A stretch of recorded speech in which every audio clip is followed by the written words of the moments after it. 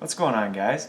Braden from Deckmates Gaming here, bringing you another deck profile. This time we're gonna go over Liam with Luna. So it's light and dark. It's basically the opposite of the deck profile that we just did earlier.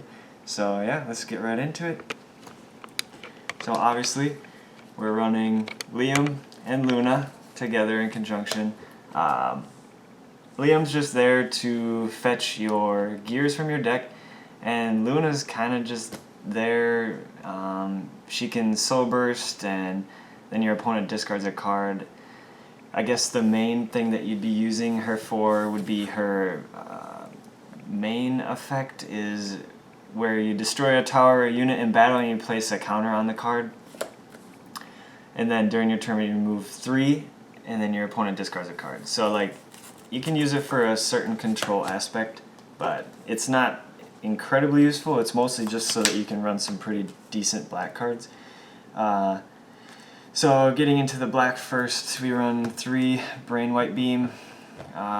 It's your 3 mana target unit, and then if its power is 2,000 or less, you exhaust it, and then you can take control of it. If its power is more than 2,000, it gets minus 2,000. So that in and of itself is pretty good. Also, we run 2 Soul Transfer.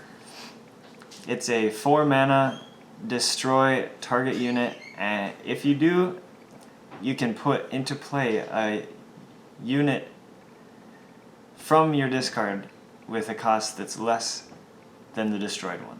So, I mean, if you destroy one of their bigger creatures, you can basically get anything, because most of the stuff that I run in this is small.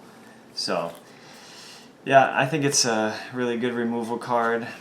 And then the other black removal is 3 Delayed Poison. It's just there to remove anything, really, I guess, because most decks can't get around this, except for if it's like green, they can bounce their own stuff. But I mean, that's like the only thing I believe. Correct me if I'm wrong. Maybe blue as well. Blue and green can get around this, I think. But other than that, I just think it's good removal. We do run the one Iskandar. I just think the card is too good not to run. It has Destroyer, and it has the Arrive effect. Target up to 2 different gears in your discard zone and equip them, and then you can expel a gear, and you can expel target unit. So it's just a really, really good card. It's discounted by how many gears you have in your discard. I mean, it's too good not to run. And then we do run 2 Yukis. There might be space for a third. I still have to test it and see if a certain card is good enough to run at 2. But as of right now, I run 2. I think if you're running yellow or white, you should be running Yuki for sure. This is the card that I'm gonna test at 2 just to see if it's decent enough. It's Mel, a 3 mana 15 that if you have, when it arrives, if you have 3 or more gear in your discard, you draw 2 cards. Just straight up. So, I mean, I think it's good, but I have to see if we can get the gear in the discard fast enough. For 2s, we play 3 Quorum Phalanx. It's just your 2 mana 15 Guardian. I think it's good. I like it. And then we play 3 Quorum Squire. It's just your really good 1-drop 1,000, and it has a ruined effect. You add 1 gear with cost 1 or less from your deck to your hand. So I think it's really decent. And then we play 3 Quorum War Room. Just a very fantastic card. It's 2 mana augment that stays on the field, and your gear costs 1 less to play. and then you can exhaust and sacrifice that card to equip target gear from your discard to a unit that you control. So that in of itself is also very good because you get to fetch ones that you already were destroyed or whatnot. Very, very good. And we have 3 Holy Slash. Probably one of the best cards in general that you can play for yellow. It's just 2 mana, insta-cast, destroy target attacking unit. So if anything's attacking, you just play this and, you know, if they're attacking with one of their big creatures, gone. Even if it's a small one that you just want to get rid of, you can just do that. Right now I'm testing one of these Finishing Ray because I still think full board clear is really, really good. The only problem is that you don't want to really kill your own stuff, so I don't know. It might be too slow at 4 mana, but I'm testing it just to see. And then 2 Astonishing Betrayal, just more removal. This deck focuses on removal and trying to keep your things on the board because you don't run that many units. It's pretty good. We'll have to see if this is actually something that we cut or keep.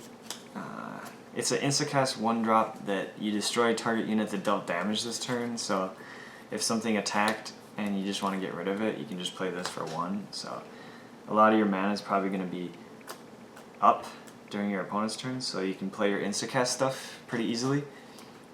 Then we're going into our gears now. So we play 2 of the one that makes your stuff untargetable by spells, the Blessed Shard Cloak. It's a 1 mana that can probably turn into a 0 if you play the War Room, so it's just a really good thing to have. Then we just play 2 of each of the legendary ones. There's not much to say here. They're both very good. So you might as well just play 2 of each. Let's see here. And then we got 1 Shard Armor. So this one is basically just if you don't want something to take damage, you can just expel this. I believe, sacrifice it, and then you prevent the damage. It's there in case you just really need to keep something alive. We played 2 of the Quickness one. Very good for trying to end games, or even if you have to take out something that turn, you can use this because it also gives it +5 too, which is pretty important. So I like that. And then 2 standard Shard Shield. This one, it gives a Guardian, and then when it uses Guardian, it gets +1000. So very good. This is like probably the one that you want to get with Liam first, maybe, depending on your game state, I guess. And then 2 standard Charge Sword. This one is you equip it and then it gets +5 and target attack, so you can take care of any risky things on the board or anything that you just don't want anymore. But yeah, other than that, yeah, we still have to test it quite a bit because there's not very many units, so that might be a problem. But as a whole, it's a very fast deck, and that's kind of what we were going for. It's just something that's really fast that can beat the decks that get into the long game.